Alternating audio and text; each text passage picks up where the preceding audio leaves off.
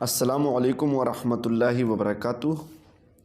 آج ایک بہت ہی دلخراش اور روح کو کپا دینے والا منظر بیان کرنے کی کوشش کریں گے، اور یہ حادثہ بہت ہی بڑا حادثہ ہے جو واقع ہوا اور ایک سچا واقعہ ہے، اس میں کوئی شک کی گنجائش نہیں ہے۔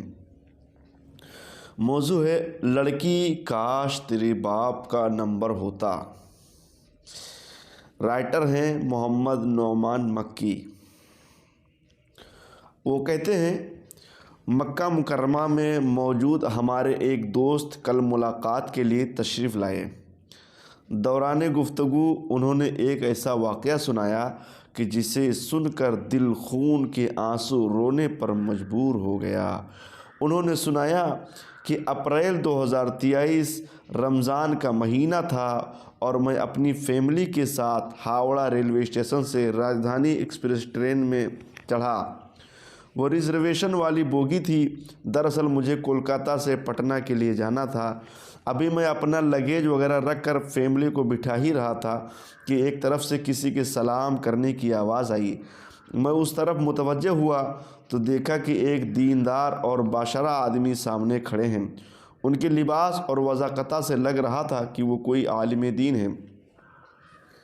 سلام دعا کے بعد انہوں نے ایک نوجوان بچی کی طرف اشارہ کیا جو برقع میں ملبوس تھی، مگر اس کا چہرہ کھلا ہوا تھا، جو کچھ ہی دوری پر کھڑکی کے ساتھ والی سنگل سیٹ پر بیٹھی ہوئی تھی۔ اس لڑکی کے بالکل سامنے والی سنگل سیٹ اس وقت بالکل خالی تھی۔ ان صاحب نے بڑی عاجزی سے کہا کہ وہ میری بیٹی ہے جو پٹنہ جا رہی ہے۔ وہ وہاں ایک ہاسٹل میں رہتی ہے اور کالج میں پڑھتی ہے۔ وہ اس وقت اکیلی سفر کر رہی ہے، لہٰذا آپ سے درخواست ہے کہ عذرائے کرم اس کا خیال رکھیں۔ چونکہ ہمارے دوست بھی شرعی وضاقتہ میں تھے تو ممکن ہے کہ ایک باپ کے طور پر انہوں نے امید اور بھروسے کے ساتھ یہ بات کہی ہوگی تاکہ اللہ نہ کرے اگر ان کے بچی کے ساتھ کوئی حادثہ، کوئی مسئلہ پیش آ جائے تو کوئی مسلمان بھائی ان کی مدد کر سکے۔ لہٰذا وہ اپنے دل کی تسلی کا سامان کر رہے تھے۔ بیٹی تو بہرحال ہر باپ کے لیے قیمتی اثاثہ ہوتی ہے، اس کے دل کا ٹکڑا ہوتی ہے، اس کی نور نظر ہوتی ہے، اس کی عزت اور اس کے دل کا سکون ہوتی ہے۔ ہمارے دوست فرماتے ہیں کہ میں نے ان سے کہا کہ جی ٹھیک ہے، یہ میری فیملی بیٹھی ہوئی ہے، آپ اپنی بچی سے کہہ دیں کہ اگر کچھ ضرورت ہو تو وہ میری اہلیہ سے بات کر لیں۔ وہ فرماتے ہیں کہ چونکہ میں خود بھی سامان اور اپنے بچوں کی فکر میں لگا ہوا تھا تو میں ان سے زیادہ گفتگو نہ کر سکا اور نہ ہی ان کا کوئی رابطہ نمبر لے سکا۔ جب ریل پلیٹ فارم چھوڑنے لگی تو وہ مولانا صاحب اپنی بچی کو الوداع کہہ کر ریل سے اتر گئے۔ رات کا وقت تھا اور تقریباً 600 کلومیٹر کا سفر تھا اور پوری رات ریل گاڑی میں ہی گزارنی تھی۔ تھوڑی ہی دیر میں نے دیکھا کہ اس لڑکی کے سیٹ کے ساتھ والی سیٹ پر ایک ہندو لڑکا آ کر بیٹھا جس نے ہاتھ میں لوہے کا کڑا پہنا ہوا تھا اور ایک زعفرانی رنگ کا دھاگا بھی باندھ رکھا تھا، اور وہ دونوں آپس میں بہت ہنس کر باتیں کر رہے تھے۔ ان کو دیکھ کر لگتا تھا کہ ان کی آپس میں گہری دوستی ہے۔ پھر وہ ایک دوسرے کے ساتھ گھل مل کر بیٹھ کر سرگوشیاں کرنے لگے، باتیں کرنے لگے، ہنسی مذاق کرنے لگے۔ اب اس لڑکی نے اپنا حجاب بھی اتار دیا تھا۔ وہ فرماتے ہیں کہ اس منظر کو دیکھ کر میں پریشان ہو گیا کہ یا اللہ، یہ کیا ہو رہا ہے۔ وہ دونوں اپنی شوخی میں ایسے مست تھے کہ انہیں اپنے آس پاس بیٹھے ہوئے لوگوں کا بھی احساس نہیں ہو رہا تھا۔ میں نے اس لڑکی کو ناراضگی سے گھور کر دیکھا تاکہ کم از کم اس کی وجہ سے اس کو کچھ حیا آئے اور وہ اپنی حرکات سے باز آ جائے۔ مجھے ناراضگی سے گھورتا دیکھ کر وہ تھوڑی دیر کے لیے سٹپٹا سی گئی، لیکن پتہ نہیں پھر اس کو کہاں سے ہمت آئی کہ اس نے مجھے بھی نظر انداز کر دیا۔ اپنی عاشقی میں مصروف ہو گئی۔ اس لڑکے کا برتھ اوپر تھا لیکن وہ اوپر گیا ہی نہیں، بلکہ وہ دونوں ایک ہی برتھ پر پوری رات ایک ہی چادر اوڑھ کر لیٹے رہے۔ میرا دل غم سے پھٹا جا رہا تھا اور خون کھول رہا تھا۔ میں بار بار سوچتا کہ یا اللہ، میں کیا کروں، یہ تو کسی دیندار گھرانے کی بچی معلوم ہوتے ہیں۔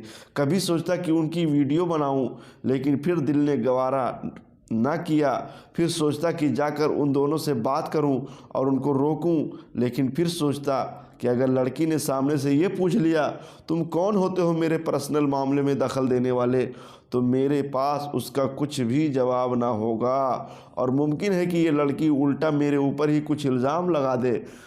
اس وقت ماحول اور قانون دونوں ہی موافق نہیں، اور تو اور میرے ساتھ میری بیوی اور چھوٹے بچے بھی ہیں، لہذا کوئی بھی خطرہ یا جھگڑا مول لینا اس وقت عقل مندی نظر نہیں آ رہی تھی۔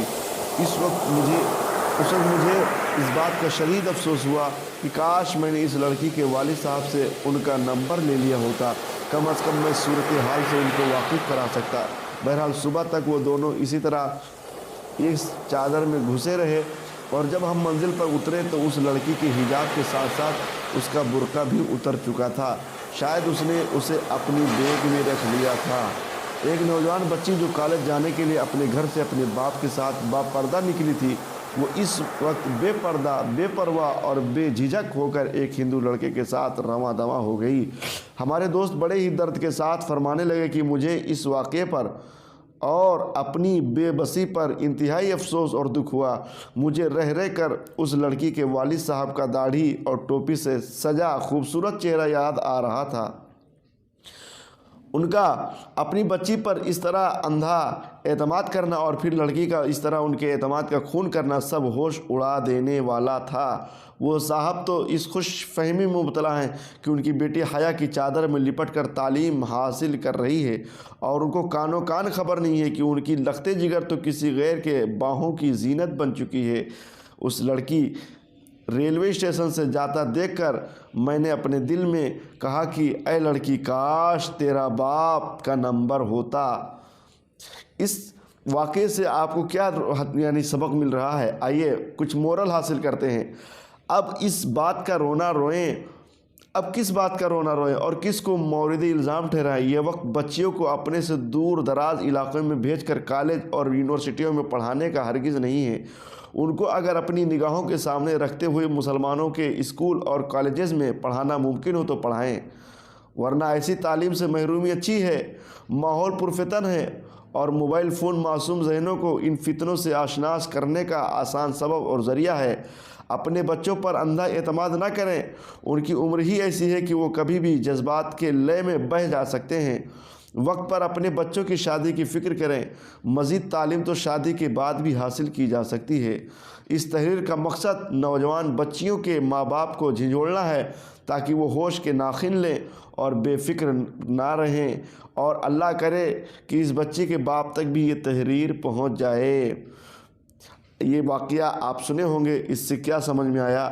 اللہ تعالیٰ ہم تمام مسلمانوں کو ہدایت دے کہ وہ اپنے بچوں کا خاص خیال رکھیں، کہیں وہ بہک تو نہیں رہے ہیں، غیروں کے ساتھ وہ تو نہیں کر رہے ہیں۔